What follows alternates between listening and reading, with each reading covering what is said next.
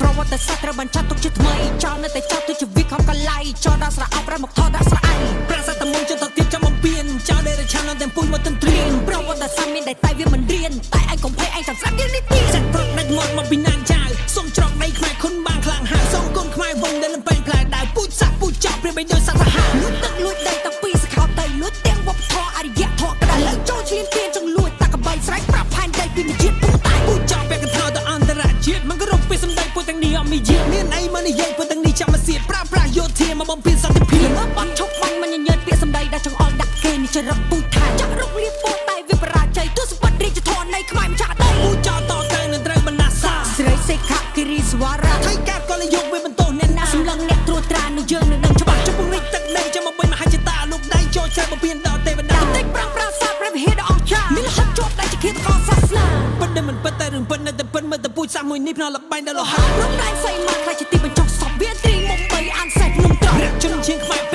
លីឈានស្រស់ផាន់ដែលទទួលស្គាល់ក្នុងនាមរៈរំណៃទៅចៅសៀមខំបង្ហងឈាមស្រស់ងាប់ហើយចូលឈ្មោះចៅលួយទាំងអស់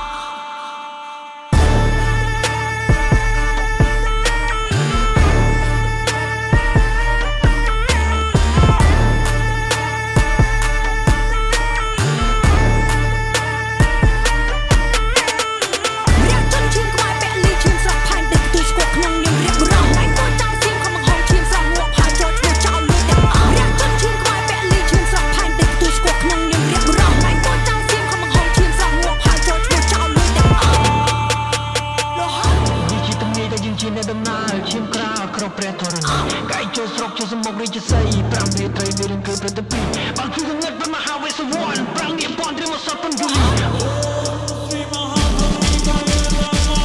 ប្រវត្តិសាស្ត្រតែដាក់ទៅយើងថាទុកចិត្តអ្នកណាគឺអ្នកនោះប្រកាឡាស្គប់ទាំងនេះដោយយល់ពីសវតាតាពីដឹងតាពុននេះឈ្លានពីយើងណាប្រយុទ្ធសាស្ត្រដើម្បីឈ្លានពេញទឹកដីផ្សព្វផ្សាយចេញទៅនៅរឿងដែលវាបំភ្លៃវាមិនជាខ្វះមុខវាក្រាស់ហ៊ូនិយាយក្បោកពីសម្ដីក្បត់ទាំងមេព្រមទាំងដៃសូមដាក់អាឋានដាក់ដល់លើប្រាសិលាដាក់ព្រះមេដាប្រាជ្ញាបារមីតាមនុស្សនរៈយសសេវិជាសាគ្រូទាំង7វិប្រហាពួកអប្រៃជាអនុភាពនៃសច្ចាបណ្ដាសាពួកអបច្ចារូដូចធ្លាក់អវជ័យទោះដែលវាក្បត់ជាមួយអង្គព្រះមហាជាតនកម្មធ្លាក់ពីមេផុតពីដៃ